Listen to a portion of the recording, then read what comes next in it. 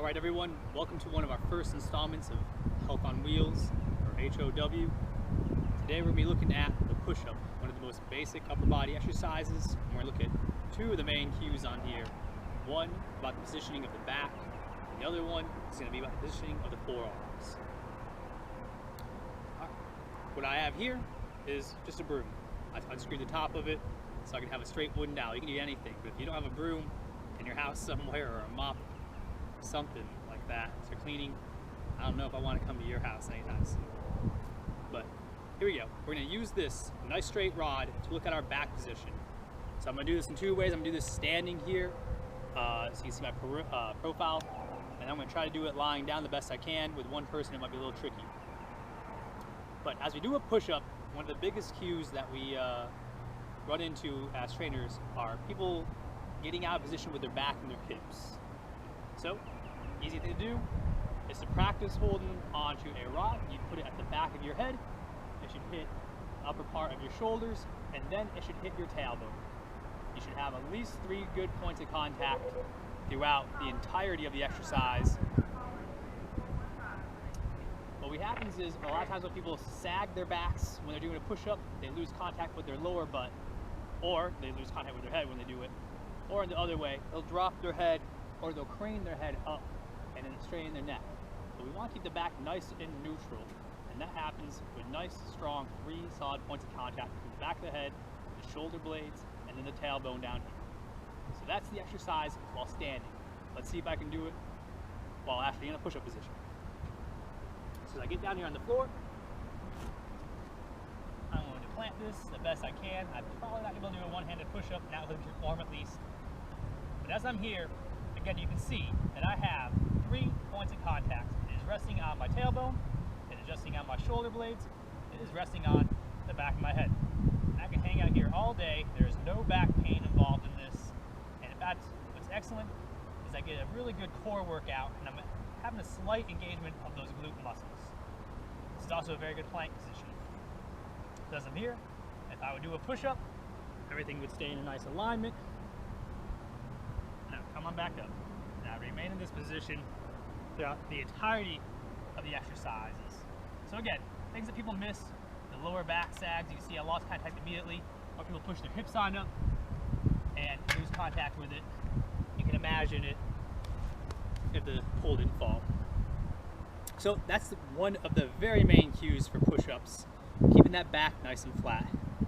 The next main cue is going to be the forearms, and this one has a few other ways to think about it, but for this very basic example of the push-up, I'm going to slide my camera on back so you can see. When I do a good push-up, the forearms should be perpendicular to whatever platform you are pushing on.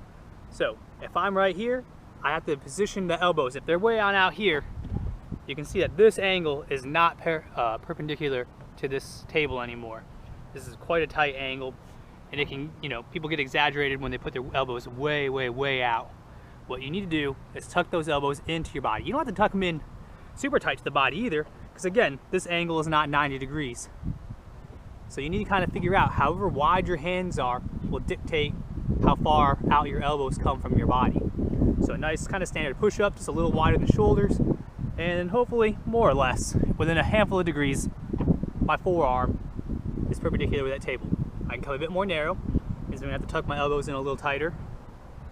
But again, more or less perpendicular. That's gonna keep a least amount of strain on the wrist, the elbows, and all the tendons all the way up into the arm. So those are our 2 main cues. And what I also want you to take notice of is I did a really good push-up on the edge of a table. Ta-da! Simple picnic table. You can do this anywhere at home, on your own, on the couch, on a counter. Everyone thinks you have to do them from the ground, but that is not necessary at all. That's quite difficult for a lot of people. But you can find any body angle that allows you to rep out a good number. I would say a minimum 10 to 15.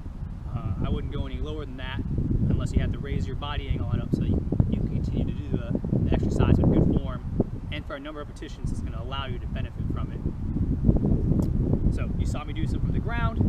You you saw me do some on the table and incorporate my forearm positioning into it. And that's it for the major part of the push-up. When you are done doing the push-up and you're doing it correctly, you should primarily feel it across the chest. Where it's going to be is going to be a little bit different to you depending on how wide your arm is going out. The front of the shoulder is going to get a little workout, and the tricep, the back of the arm, should be a bit of a burn as well. Other than that, your secondary kind of extra muscles that are helping us keep you stabilized are going to be the abs and the glutes. Those are going to help keep your back and hips from being out of that alignment. So you should have a good, a good squeeze on these muscles as well. So, all right, everyone, that's it for the push-up. I hope you can hear me clearly on this video.